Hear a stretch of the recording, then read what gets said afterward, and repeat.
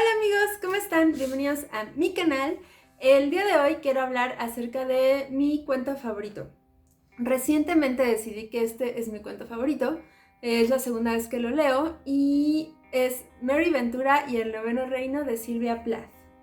¿Qué es Mary Ventura? Mary Ventura y el noveno reino es un cuento inédito de Sylvia Plath que se publicó el año pasado, en 2019. Es un cuento de 50 páginas, no más. Bueno, yo tengo la primera edición que salió en inglés, pero Penguin Random House, igual el año pasado, a mediados finales, publicó la versión en español. La versión en español está increíble. Un epílogo de una de mis escritoras favoritas de horror, que es Mariana Enríquez. Ella es una escritora argentina que está dando mucho de qué hablar en el mundo de la literatura. Ella escribió Las cosas que perdimos en el fuego, Cuando hablábamos con los muertos. Su especialidad es el cuento. Entonces, una cuentista increíble, escribiendo acerca de otra escritora espectacular, pues me encanta. Las dos son de mis escritoras favoritas, sobre todo Sylvia Plath. Sylvia Plath tiene un lugar único en mi corazón. Soy muy fan de La campana de cristal, de sus poemas, toda ella como una figura literaria me encanta. Conecto mucho con su obra. Bueno, total, Sylvia Plath escribió este cuento a la edad de 20 años y lo mandó a la revista Mademoiselle, la misma revista en la que ella tuvo una pasantía, la cual relata también en su novela La campana de cristal. Manda este cuento y lo rechazan, los editores lo rechazan por creerlo muy siniestro. Después Sylvia Plath estuvo jugando con las ediciones y cambiando palabras y demás con tal de no hacerlo tan macabro y que lo pudieran publicar, y en eso quedó la historia. Este es un libro póstumo, apenas sale a la luz y es la versión original que escribió Sylvia, la versión siniestra que nadie quiso publicar. Bueno, pues es esa. Entonces tiene como toda esta esencia de Sylvia, idealización de la muerte. ¿De qué va Mary Ventura y el noveno reino? Bueno, Mary es una joven a la cual sus padres obligan a tomar un tren. El tren tiene un único destino, el noveno reino, un lugar al que Mary no quiere ir. Ella, de hecho, trata de no subirse a este tren, siente mucha incertidumbre y sus padres prácticamente pues la obligan a subir a este tren y la dejan a su suerte, no sin antes prometerle que todo va a estar bien. Pero Mary siente que no es así, siente que no va a estar todo bien y pues ya saben, hay que hacerle caso al instinto. Mary sube a este tren y su compañera de viaje es una señora que inmediatamente llama su atención. Le empieza a interesar esa señora por sus modos y por las cosas que dice. Empiezan a platicar, comparten una barra de chocolate, van por un refresco juntas y ella empieza a platicarle acerca del noveno reino. Resulta que el viaje en ese tren es un viaje único, no puedes hacerlo más de una vez. Te lleva hacia el noveno reino y ya no hay vuelta atrás. Tú no puedes tomar un tren de regreso al lugar donde lo tomaste, valga la redundancia. Y esta señora extrañamente ha viajado más de una vez en el tren. Conoce al staff, conoce todo el funcionamiento del tren, conoce todo, hasta la forma en la que el paisaje va mutando y cambiando a través de la ventana. Al parecer siempre es esta misma transformación. Vemos en este cuento mucho color rojo, incluso en la descripción que hacen del sol como un disco rojo y las luces de neón que brillan cuando van pasando por las demás estaciones abandonadas también son rojas. Todo, o sea, los asientos están tapizados de un rojo color vino. Se hace mucha referencia al rojo color vino y al rojo color sangre. Entonces, si este libro fuera un color, sería definitivamente rojo. También hay como tonos gélidos conforme se van acercando a su destino. Esta extraña se refiere al noveno reino como un lugar que congela la voluntad, un lugar de hielo.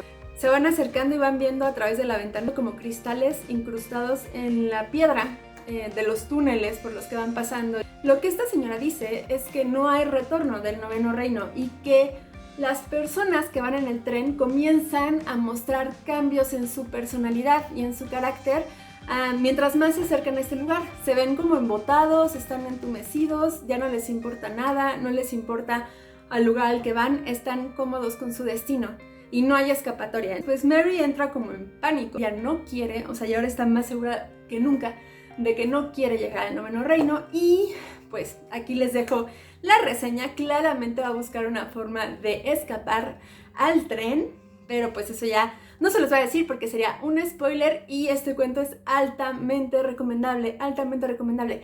La primera vez que yo lo leí, lo tomé como literal. No literal, porque creo que quien conoce a Sylvia Plath sabe que mucho del tormento que ella vivía está plasmado en su obra. No puedes tomarlo literal. Si lo hubiera escrito otro autor, pues Mary Ventura y el Noveno Reino no sería más que una historia entretenida, una aventura, una chica tratando de independizarse y rebelarse ante el sistema, ir en contra de todo lo que está estipulado que haga. Esto no es una historia normal porque lo escribió Sylvia Plath. Todo sirve como una metáfora de algo más. Es una alegoría al suicidio. Los que conozcan o estén familiarizados con la vida de Sylvia Plath sabrán que ella a los 30 años se suicidó metiendo la cabeza al horno y muriendo por asfixia causada por monóxido de carbono. Ella ya había tenido otros intentos de suicidio. El primero, según algunos de sus biógrafos, ocurrió a la edad de 20 años, a la misma edad en la que escribió este libro. De hecho, este cuento lo escribió meses antes de ese intento de suicidio.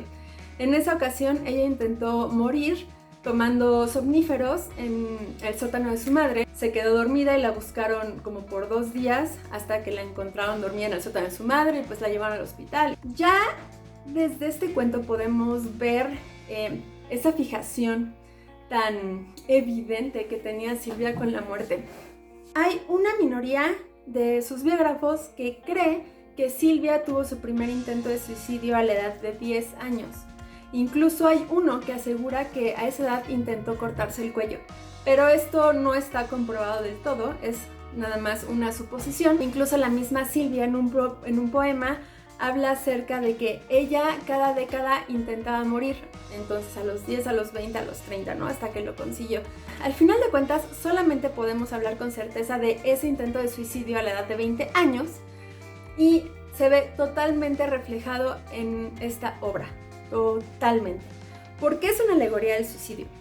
Sylvia Plath, al igual que Mary, veía el destino al que se dirigía como un lugar fúnebre, frío y en el que ella no podía actuar por voluntad propia. Nada más que Mary lo ve como el Noveno Reino, un lugar ficticio, y Sylvia Plath lo veía como su propia existencia. Para ella la vida estaba vacía de sentido y mientras más iba creciendo y más iba viviendo, más se iba sintiendo atada de manos. Ella tuvo una depresión muy fuerte toda su vida, recibió terapia electroconvulsiva por la misma depresión y se cree que estuvo mal diagnosticada desde el principio. Ella murió en el año de 1963, una época en la que los avances en psiquiatría y psicología todavía no estaban tan avanzados como están ahorita. Se cree que Sylvia, al igual que otras personalidades como Virginia Woolf, tuvo bipolaridad no detectada y por eso tuvo tantos ataques y tantos problemas, hasta que a la edad de 30 años decidió terminar con su vida. Mary el Noveno Reino es una historia, sí, muy macabra y muy oscura y hermosa. Es una paradoja que si se lee bien nos permite ver un poco de esa mente tan brillante. Sylvia fue considerada genia en vida, ella tenía un IQ de 160. Y pues sí, es ese vistazo a una mente tan brillante y a la vez tan atormentada y enferma, porque aquí estamos hablando de un tema de salud mental. Para mí, este libro es importante porque arroja luz roja sobre el tema de la salud mental y de las enfermedades y por qué es tan importante atenderlas y cómo estas enfermedades pueden ir creciendo a lo largo de la vida o mutando en otras enfermedades. Aquí entra también mucho la comorbilidad, que es la presencia de uno o más trastornos cuando ya se tiene una enfermedad mental. Mary Ventura no es un grito de ayuda, es una declaración muy segura de cómo veía la vida Sylvia Plath y que ella sentía la necesidad tan grande de buscar una salida, de escapar. Bueno, esto es más o menos lo que yo deduzco de Mary Ventura. Está lleno de metáforas, de imágenes, de simbologías. Es algo increíblemente profundo, vale muchísimo la pena leerlo. Independientemente de todo el contexto, ella fue una de las voces más importantes de su generación, y no solo de su generación, sino de toda la literatura universal. Un dato un poquito innecesario: Sylvia Plath es definitivamente de mis escritoras favoritas. En una de esas creo que hasta podría ser mi escritora favorita. Me parece que fue una escritora cruda y muy orgánica y tierna a la vez. Sus escritos son como una mezcla de sentimientos y emociones que difícilmente van bien juntos, como lo macabro y lo tierno. La belleza de la tristeza sale mucho a flote en sus escritos, en sus poemas, en La Campana de Cristal, en Mary Ventura también. Creo que su mirada a la depresión y a la enfermedad mental es muy certera al ser ella misma una persona que padeció pues estas cosas a lo largo de su vida. Otra de mis escritoras favoritas, por ejemplo, y de la que ya estaré hablando en el canal, es Shirley Jackson, definitivamente. Me gusta mucho también Emily Brontë y demás, pero Silvia es otra cosa. Silvia es espectacular. Yo soy mucho de la idea de que no se puede separar al autor de su obra, no se puede separar al escritor de su libro, al pintor de su pintura, al director de cine de su película. Es muy difícil separar a ambos. Y en el caso de Sylvia Plath específicamente, siento que era imposible que no se sintiera la angustia que ella estaba viviendo al leer lo que ella había escrito. De hecho, dicen por ahí que la pluma no es tan distinta de lo que escribe quien la utiliza. Algo así, palabras más, palabras menos. Si yo soy una escritora que vive con depresión o que tiene un trastorno de personalidad o un trastorno obsesivo compulsivo o maníaco depresivo, es muy difícil, si no es que imposible, que lo que yo escriba no esté relacionado con eso o no me esté proyectando de alguna manera a mí misma. Ya me acordé, era, si no me recuerdo, lo que escribe la pluma no es tan distinto de quien la utiliza. Que para el caso es lo mismo que ya había dicho. Esa fue mi reflexión acerca de Mary Ventura y el noveno reino. Gracias por pasar al canal y nos vemos muy pronto. Si les gustó, coméntenme, no sé, qué les pareció, si ya leyeron el libro, si lo van a leer, qué opinan del epílogo de Mariana Enríquez. Ese es un tema que me emociona mucho discutir y pues ya, nos vemos.